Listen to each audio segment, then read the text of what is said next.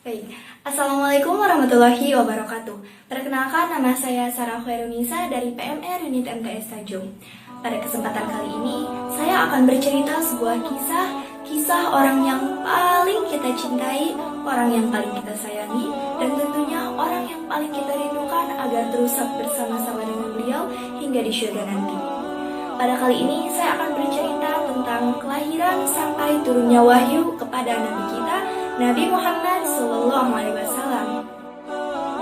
Nabi Muhammad SAW lahir pada tanggal 12 Rabiul Awal tahun Gajah. Mengapa dinamakan tahun Gajah? Karena pada saat itu terdapat raja dari Yaman yang bernama Abroha. Ia sangat benci dan kesal terhadap kota Mekah dan Ka'bah. Mengapa? Karena pada saat itu orang-orang berbondong-bondong mendatangi kota tersebut untuk beribadah dan menyembah berhala. Mereka melakukan perdagangan-perdagangan hebat, maka dari itu selalu ramai dan itu membuat Raja Abroha iri terhadap suasana ramai tersebut. Dan akhirnya Raja Abroha memerintahkan pasukan bergajahnya untuk menghancurkan Ka'bah. Dan ketika Raja Abroha dan pasukan bergajahnya hendak menghancurkan Ka'bah, sebagaimana yang telah dijelaskan dalam Al-Quran Surat Al-Fil ayat 1-5. Ketika mereka datang, maka datanglah burung ababil membawa batu sijil, yaitu batu dari neraka, batu berapi. Kemudian dijatuhkanlah batu tersebut kepada pasukan Raja Abroha. Maka matilah Raja Abroha beserta pasukannya di tempat itu. Itulah peristiwa kelahiran Nabi Muhammad SAW. Kelahirannya membawa keajaiban yang luar biasa. Allah Subhanahu wa Ta'ala memerintahkan seluruh malaikat untuk membuka pintu-pintu surga, dan yang ada di bumi semuanya menjadi tenang, semuanya menjadi tentram, langit pun menjadi tenang, tanaman tumbuh dengan subur, dan angin bersepoi-sepoi. Dan yang terjadi pada bayi tersebut, keluar cahaya yang luar biasa menerangi seluruh kota. Maka itulah kelahiran bayi yang belum pernah ada namanya sebelumnya, Muhammad Sallallahu Alaihi Wasallam. Nabi Muhammad Sallallahu Alaihi Wasallam lahir dalam keadaan yatim. Apa itu yatim? Yatim adalah tidak memiliki ayah. Karena pada saat Nabi Muhammad masih berada di dalam kandungan, sang ayah Abdullah telah meninggal dunia. Dan pada saat Nabi Muhammad Sallallahu Alaihi Wasallam lahir, kebiasaan penduduk pada saat itu adalah menyerahkan sang bayi untuk disusui oleh wanita yang tinggal di pedesaan.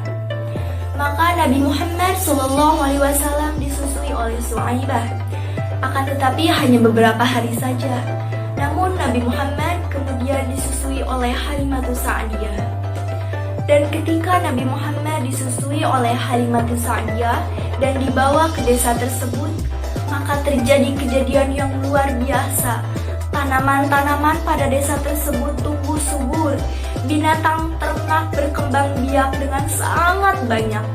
Dan itu membuat Halimatus Sa'diyah sangat mencintai Rasulullah SAW. Bahkan menganggap seperti anaknya sendiri. Pada masa kecil itu pula, Nabi Muhammad SAW didatangi oleh malaikat Jibril untuk dibelah dadanya, dibersihkan jantungnya, dibersihkan hatinya, dan menjadikan diri Nabi Muhammad SAW menjadi suci. Nabi Muhammad SAW tinggal bersama ibunya selama 6 tahun. Namun setelah itu, sang ibu Siti Aminah meninggal dunia. Kemudian Nabi Muhammad diserahkan kepada kakeknya yang bernama Abdul Muthalib. Tapi pada saat Nabi berusia 8 tahun, sang kakek pun meninggal. Kemudian Nabi Muhammad diserahkan kepada pamannya, paman yang sangat mencintai Rasulullah, yaitu Abu Thalib.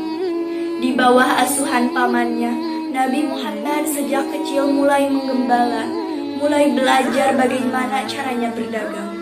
Maka tumbuhlah Nabi Muhammad menjadi remaja, menjadi dewasa, dan diberi gelar Al-Amin yang dipercaya.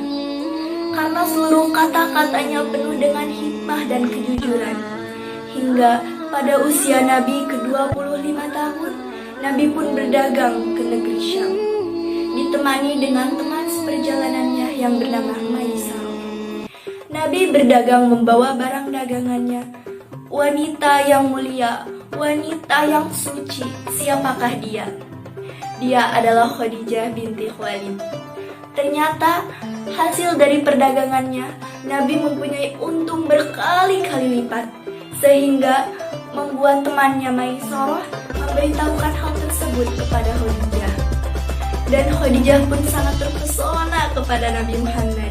Maka Khadijah pun melamar Nabi Muhammad, dan akhirnya mereka pun menikah dan dikaruniai 6 orang anak yang bernama Abdullah, Qasim, Ruqayyah, Zainab, Ummu Kulsum, dan Fatimah. Namun, pada saat usia Rasul menjelang 40 tahun, Nabi Muhammad SAW sering berdiam diri di Gua Hiro. Karena beliau memikirkan keadaan pada saat itu, di mana pada saat itu masih zaman jahiliyah.